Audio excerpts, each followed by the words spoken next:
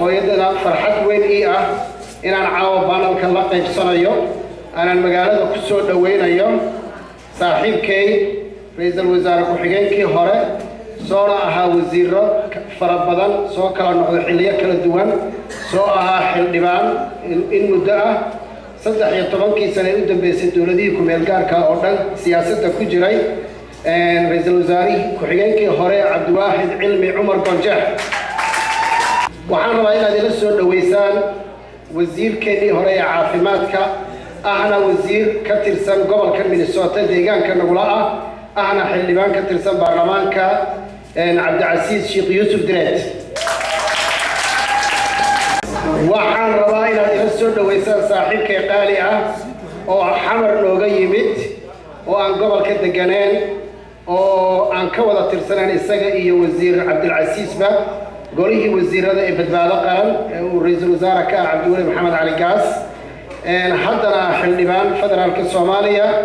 حلبان إبراهيم سليمان حاج النور الكعسة إنك رجي هراء وركة قاتل رئيس الوزراء كقدر جدون تا وركة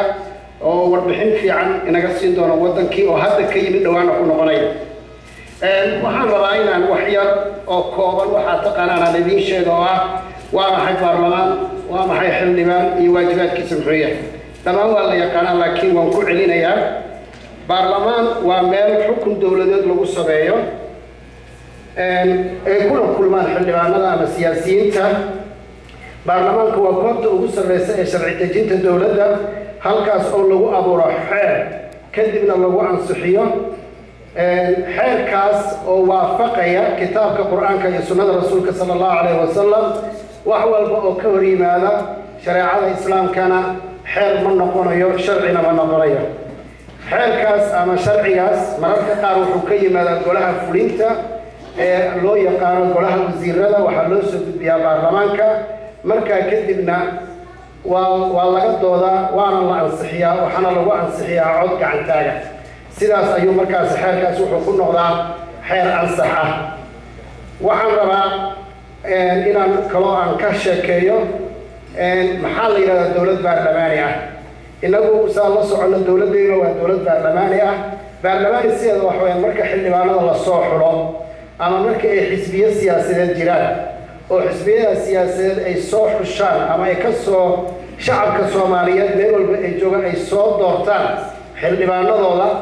أي بار سوي ما كتبنا واحد دورتان قدوم كذا قدومي أما كان دورتان واحد دورتان وجوه الرئية بمدحوينها مدحوينها مركز دورتان مدحوينها وحصومة على رئيس الوزراء هنا قوليز وزيرة النساء لما أن برلمان كان صحيا دولة دقائق النوع عصو لسن أيام إلى الدولة برلمانية وحوسن برلمان كان صحينا كما شقيان وحول البوان برلمان كان صحيا شرعي والبقية هشيس والبقية سوق ليس الدولة وإنه برلمان كصامرة وأنتم طول مرة يا وقت كان بين الصورة وحن رأمركينا وحي الشيء محوية واجبات كحل على البلد أما حلبانكو وقت شقada uu qabanaya maxaa kamida waxa ugu horeysay ilaalinta iyo dhaqan gelinta dastuurka markiisa ugu horeysay waxa inuu ilaaliyo dhaqanka geliyo dastuurkii lagu soo heshiiyay inuu qabto halka waxa istaago dastuurka marka la sameeyo kadib waxa jira xeer hoosaad baarlamaanka hadda inuu ku jirno waxa uu dhisan yahay waxa hadda la marayaa waa kala fadhigii afaraad kala fadhigii koowaad ee ugu horeeyay waxaanu ku dooranay dawladda waana ku soo dhisnay kii ku xigay ee labaad waxa uu qabanay oo ugu badnaa waxay xeer hoosaadka inaynu marka hore xeer hoosaad inagu samaysano ka baarlamaan ahaan maxaa xildhibaanka qabanay waajibaadkiisu muxuu yahay inta badan dastuurka iyo xeer hoosaadka kala maarmaan waa midka labaad dastuurka marka laga soo raamo waa sharciga labaad ee dalka leeyahay weeyaan waxa kamid ah hindisa sharciyeedyo ka imaanaya golaha xildhibaanada dhexdooda ka abuurmaya ama saa sheegay ka abuurmi kara golaha wasiirada ee loo soo gudbiyo baarlamaanka markaa kadibna dood dheer kadib lagu ansixiyo waxaa kamid ah hindisa sharciyeedadaasi qaaladan ka soo qaato hindisa sharciyeedka federalismka iyo maxalla goboleedka ayaa kamid ah amniga kamid ah waxyaabo fara badan baa kamid ah marka intisahaas oo dhan baarlamaanka ayaa sharci ka dhigan waxyaabaha kale oo baarlamaanka ku ansixiyay waxaa kamid ah kala fadhigiisii koowaad iyo kala fadhigiisii labaadna miisaaniyadda dalka uu la yeelanayo dalka miisaaniyadiisa oo dhan waxaa ansixiya baarlamaanka haddaysan baarlamaanka uusan ansixinna wax miisaaniyada oo xukuumadda ay ku dhaqmi kartaa ma jirto waxba lama bixinaya hataa mushaaraadka ma baxayaan ilaa ay ka timaado ansaxa baarlamaanka ay ka timaado marka shaqada noo taalla xooggeeda ayaa ka mid ah in miisaaniyadda dalka aan ansixino waxaan rabaa inaan wax yar aan soo dulmaro baarlamaanadii hore ee Soomaaliya jiri jiray si degdeg ah u marayaa baarlamaankii ugu horreeyay ee Soomaaliya wuxuu ahaa 1956 waxaana uu ka dhacay gobolada koonfureed ee gumaysigii Talyaaniga ama dhulkii Talyaaniga uu xukumi jiray ayuu ka dhacay kuraasta lagu tartamay 60 kursi bay ahayd xisbi ayaana loo tartami jiray xisbiyo siyaasadeed ayaa loo tartami jiray xisbiyadii ku guuleystay waxaa ka mid ahaa xisbigii la oran jiray SYL oo la aasaasay 1943 bishii May 15keedii ona ay mudan tahay inaan maanta kala xusno maxaa yeelay bishii SYL la sameeyay ayaa lagu jiraa marka inta badan waxaan ka soo qaadan doonaa baarlamaanadii ay maaragtay Soomaaliya soo maray inta badan sida ka arki doontaan dhammaan waxa ku guuleysan jiray xisbigii la oran jiray SYL kii ugu horreeyay afar xisbi baa ku soo baxay kii koowaad waxaa xisbigii la oran jiray SYL xisbigii labaadna waxaa la dhihi jiray xisbigii Digil and Mirifle oo 13 cod buu helay halka SYL ay ka heshay 43 cod xisbigii ku xiga waxaa Somali Democratic Movement kii ugu dambeeyana waxaa Mareexaan Union urur la yiraahdo oo isagana hal cod helay 4 sano kadib waxaa haddana dhacday doorashadii 1959 bishii Maars 8deedii kaasna oo sidoo kale kuraastii baarlamaanka waa la badiyay waxaana laga dhigay 90 kursi baa laga dhigay 90ka kursi sidoo kale waxaa ku tartamay xisbigii leegada oo ah quluubta dadka iyo shacabka intooda badan aad garanaysaan dhammaan ummadda Soomaaliyeed dhan xisbigii leegada ahayd kama sheekeen leegada si gooniya taariikhda aad baa uga warqabtaan oo dadku dhan ay wadaniyiin ahaayeen maxaa yeelay leegadu waxay rabto waa la yaqaanay waxa weeye waxa cadowgoodana waa caddaa waxa ay doonaysana waa la yaqaanay xorriyad iyo wadannimo iyo gobonnimo ay raadinaysay marka kuraastii 90ka ah xisbigii SYL wuxuu helay 83 kursi ayuu ka helay halka labada xisbi oo soo xigana ay ahaayeen Somali Independent Constitution Party iyo Liberal Somali Youth Party oo kala helay 5 cod ay kala heleen sanadkan 1959 laba xisbi oo aad u waaweynaa oo la kala oran jiray Greater Somali League iyo Somali Independent Constitution Party ayaa qaadacay doorashadan inay ka qayb galaan sidaa darteed turnout-kii ama dadkii isku soo bixi lahaa intoodii badna ma aysan soo bixin oo in ka yar ayaa timid weeyaan laakiin isla sanadkii 1960 haddaynu u gudubno dhinaca waqooyi ama Somaliland waxaa ka jira isagana baarlamaan la aasaasay 17 February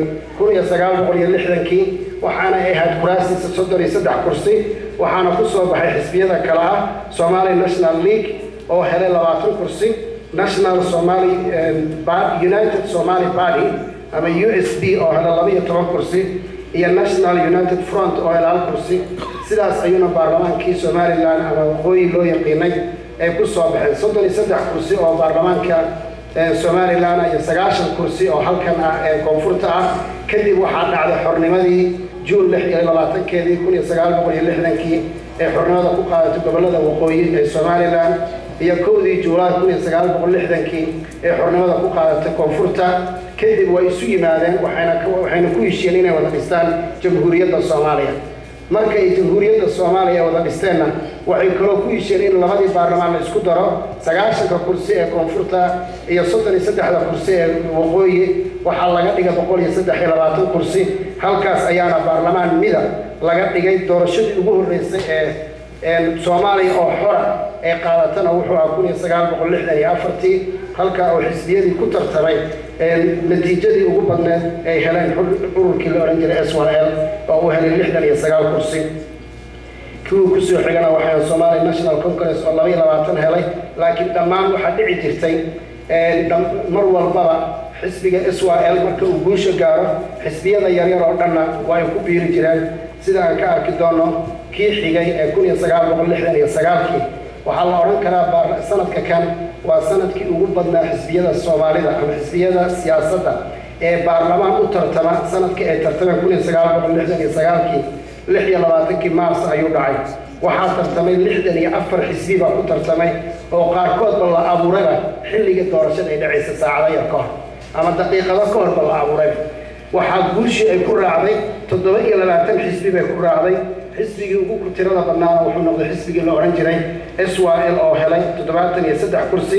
halka kuwii ku soo xigan ay ahaayeen Somali National Congress, Somali Independent Constitution Body iyo kuwa kale oo min helay dhammaantoodna waxay ku wada biireen xisbiga SYL leegada sidaas ayuuna 123 kursi oo wuxuu ku noqday 120 kursi inuu ku hogaamiyo baarlamaanka markaa jiray wixii intaa ka dambeeyay kacaankii barakeysnaa baa dhashay 22 Oktoobar 1969 doorashada ma xigin ilaa laga gaaro 1979 oo afti dadweyne loo qaaday dastuurkii la soo ansixiyay 1961 January 20-keedii ayaa horta Soomaaliya waxay u qaaday maxaa la afti dastuurkii la qoray 1960kii boqolkiiba 90 in ka badan waxay ansixiyeen inuu dastuurkaasi u noqdo mid hirgalay oo sax maxamed siyaad bar Allah u naxariisto 1979kii waxa uu sameeyay in dastuurkaasi lagu sameeyay amendment oo loo bedelo meeshii xisbiye badan ka ahaa hal xisbi waxaana Soomaaliya oo inteeda badan boqolkiiba 90 isku raacday in loo bedelo xisbigaasi xisbiga hanti wadaagga gacanka Soomaaliya sidaas ayaana baarlamaankii xigay ee 1979kii uu ku noqday xisbi hal baarlamaan hal xisbiya waxaana baarlamaankaasi tiradiisu waa 117 xubnood 1984 sidoo kale waxaa dhacday baarlamaankii xigay madaxweynahana dib loogu dooranayay isagana wuxuu ahaa 117 kursi dhammaantoodna waxay ahayd xisbiga hanti-wadaagga gacanka Soomaaliya taariikhdaas kooban aan soo ururiyay waa taariikhdii baarlamaanka uu soo maray intaa wixii ka dambeeyay baarlamaankii soo xigay wuxuu ahaa kii carta 2000 intii u dhaxaysay waa garanaynaa 1998 markii UN ay ku dhawaaqeen in Soomaaliya aysan ka jirin wax dowlad la'aan oo sabab calankii Soomaaliya la dejiyay UN laga dejiyay laakiin shirkii carta ee 2000 ay nagala fadhiyaan raggii ka soo qayb galay halkan walaaladeen dhinacyada fadhiya ayaa waxaa lagu aasaasay wixii dowladii loo yaqaanay TNG ama Transitional TNG Transitional National Government ayaa lagu aasaasay waxaana madaxweyne looga dhigay Cabdiqaasim Salaad Xasan waxaana ra'iisul wasaare looga dhigay Cali Khalid Galleer markaas ayaa dib calankii waxa loogu celiyay United Nations-ka oo calankii Soomaaliya ka badan waxaan isku soo kalayaa marka dib u heshiisiintii ka bilaabatay carta waxay u soo gudubtay Imbigati oo 2 sano iyo bar la fadhiyay waxaana lagu soo sameeyay charter kii dowladii la oran jiray dowladda federaalka kumeel gaarka waana charterka looga baxay kumeel gaarka waxaa soo bilaabay waxay ka soo bilaabatay Imbigati waxaana madaxweyne ka noqday Cabdullaahi Yuusuf Axmed waxaana dhammaystiray Shariif Sheekh Axmed dowladiisii oo 2012 bishii Agost 20-keedii ayay ku ekeed waxa la yiraahdo dowlad kumeel gaar waxaana dhalatay dowlad rasmi ah oo mid maanta jirta 20 Agost 2012 sidaad arkaysaan marka dowladdu iyo processka la soo socday waa iskaray qolada kale kareysay qolo kale ma taqaana in ka dhameystirmaartay ka maarantay ma jirto Cabdullaahi Yuusuf miduu soo bilaabay Sheekh Shariif Sheekh Axmed xilligiisii way dhamaatay mid maanta bilaabatay oo Xasan Sheekh Maxamuud uu bilaabana إن شاء الله تعالى أما السجى أنت نوجو جونا طبعا دونتا أما قلنا إن جد بيسان أي جالسين دونتا وحاطنا إن جد من إن Soomaaliya oo dhan dib dastuurkan qabiil qoraalka ee lagu sameeyay 2012 Muqdisho lagu sameeyay dad la isku soo ururiyay 850 qof oo matalaya shacabka Soomaaliyeed oo idinka ay ansixiyeen kaas sidii qabiil qoraalka looga saari lahaa qabyada looga saari lahaa oo shacabka Soomaaliyeed loogu soo gudbin lahaa kadibna si uu noqdo dastuur sax ah oo Soomaaliya oo dhan afti mar labaad loogu qaado mar saddexaad loogu qaado laba hore la qaaday mar saddexaad loogu qaado oo dastuurkan hadda aynu haysanno uu noqdo dastuurkii rasmiga ah oo Soomaaliya ku dhamaysan Soomaaliya waxay ku heshiisay federalism bay ku heshiisay federalism ka laftiisa inaynu qeexno nooca uu yahay iyo qaabkeenu u qaadanayno iyo mataqaana codadka sida loo qaybsanayo iyo kheyraadka dadka sida loo qaybsanayo shaqo fara badan baa taalo aan lagu dhameyn karin xilliga aniga iyo asxaabtayda ama halkan hadda xilka aan hayno laga yaabaa inay qolada inaga dambayso idinka in aad dhamaystirtaan intaas si gaaban haddaan uga baxo taariikhdii gaalmeed ee baarlamaanka maanta jira anigu waxaan ku tiriyaa baarlamaanadii soo maray kii ugu tayada fiicnaa maxaa yeelay 3 gudoomiye oo aad u aqoon badan dawladana ka soo shaqeeyay tayo fiican leeyahay jooga yaqaan sida baarlamaanka loo maamulo annaga oo xildhibaanada ahna tayana lagu keenay waxaana lagu keenay aqoon baana lagu keenay odayaalka shaqaaba qabiilka bahana soo xulaanay waxaana lagu keenay qof iyo aqoontiisa waa dhici kartaa in aad wax dhaliilaysa intiina badan qurbaha aad baa dad dhaliisha ugu badan tahay laakiinse waa baarlamaanka ugu tayada fiican